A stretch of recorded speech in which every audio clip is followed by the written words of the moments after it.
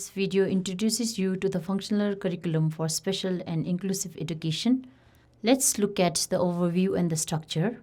Special education began in 1973 with Minseling Institute, Wangsal Institute for Deaf 2001, Changangka Middle Secondary School as School with SEN program 2003, expansion of schools with SEN program total 23 in 2021, guidelines on assessment, examination, promotion and transition of students with disability GAPT 2018 spelled out the need for functional curriculum to cater to the needs of the children with disability.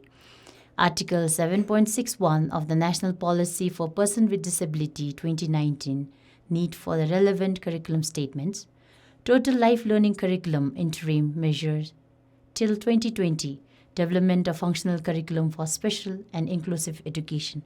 This led to the development of functional curriculum for learners with disability who cannot cope with the general curriculum because the general curriculum developed based on the ideology of one size fits all presents impediment in learning for children with special needs.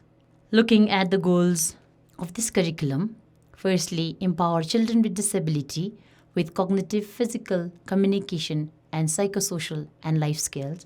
Secondly, making children with disability independent, socially responsible individual who can contribute in the national building inspired by the values of Thadamsi Lejutre. Coming to key competencies, besides the 7 national key competencies, the following 2 subject-specific key competencies are also infused in the curriculum. Thinking about thinking. Thinking about thinking refers to metacognition, which involves ability to control thinking process through various strategies such as organizing, monitoring, and adapting. Relating to others. Relating to others in functional curriculum includes the ability of the learners to listen actively, respect different points of view, negotiate, and share ideas with diverse group of people in a variety of contexts. There are 10 guiding principles that governs the development of functional curriculum framework and its implementation. Firstly, values. The curriculum is founded on the values of Thadamsi Lejutre, which enables learners to develop understanding of the Buddhist culture and heritage. Secondly, gross national happiness. The principle of GNH are embedded in the functional curriculum for the holistic development of learners. This prepares learners to participate and contribute to culture, society, and economy of the country meaningfully and promotes peace and harmonious coexistence. Inclusiveness. The functional curriculum is developed considering the principles and ideologies of inclusive education.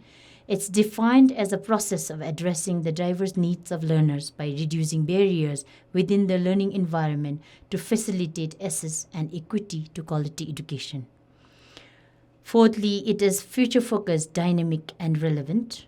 The content process of education is responsive and sensitive to the diverse group of learners, schools, and communities. It is responsive to the social and technological changes and meet the needs of students.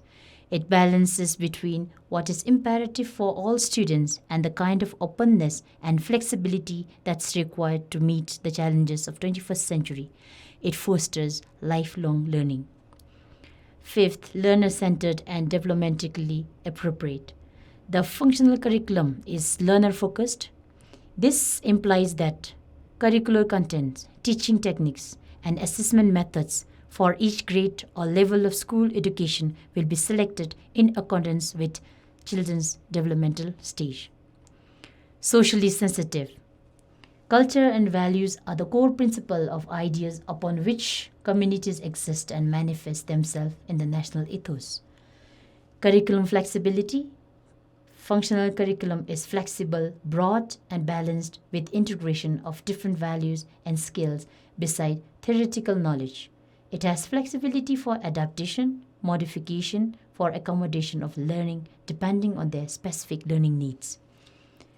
Parents and community involvement. Learners develop better language, communication skills, academic aptitude, and attitude when parents and communities are involved. Parents and communities are valued as contributing members in all aspects of their child's education. Career exploration. An effective functional curriculum lays the foundation for and promotes children's understanding of how people contribute productively in the communities. Career awareness incorporates all areas of the curriculum, including fine motor, cognitive, communication, daily living, social, and behavioral skills, and teaches these skills through meaningful activities. Finally, functional skills. For children with special needs, achieving independence is an important journey into adulthood. Functional skills such as literacy and numeracy, social life skills, vocational trades, and daily living skills are essential to living independently. Functional curriculum for special and inclusive education has 4 strands. Strand 1, social life skill. Communication and interpersonal skills, decision making and critical thinking skills, and coping and self-management skills and sexuality education are embedded under this strand. Strand 2, literacy and numeracy skill. This strand covers functional Dzongkha, English, and mathematics knowledge and skills for daily purposes. Strand 3, vocational and technological skills. This strand covers pre-vocational and vocational skills, use of assertive technologies, and basic computer operation and related skills are presented under this strand. Strand number 4, independent living skill, activities of daily living skills, community-based orientation and mobility, and local and national societal culture and traditional values are discussed under this strand. There are 9 learning areas distributed under the above 4 strands. Functional curriculum starts from Key Stage 1, Key Stage 2, it's class 4 and 5, Key Stage 3, 7 and 8, Key Stage 4, 9 and 10, and Key Stage 5, 11 and 12. Every key stage has a set of competencies, and there are also competencies directly linked to the specific grade. At the end of Key Stage 1, the child should be able to practice foundational skills of listening and speaking, writing and reading. The class-wise competencies.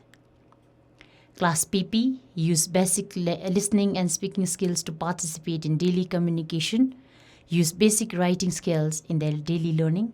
Class 1 use listening and speaking skills to communicate in daily life, read books through pictures, exhibit pre-writing skills while writing alphabets.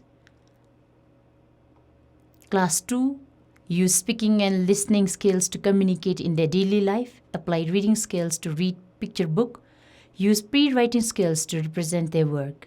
Class 3 use listening and speaking skills to communicate in their daily life, read picture books using reading skills, exhibit pre-writing skills while writing alphabets.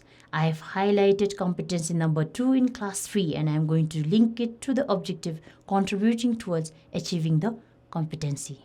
Class 3 Functional English. Following are some of the objectives extracted from class 3.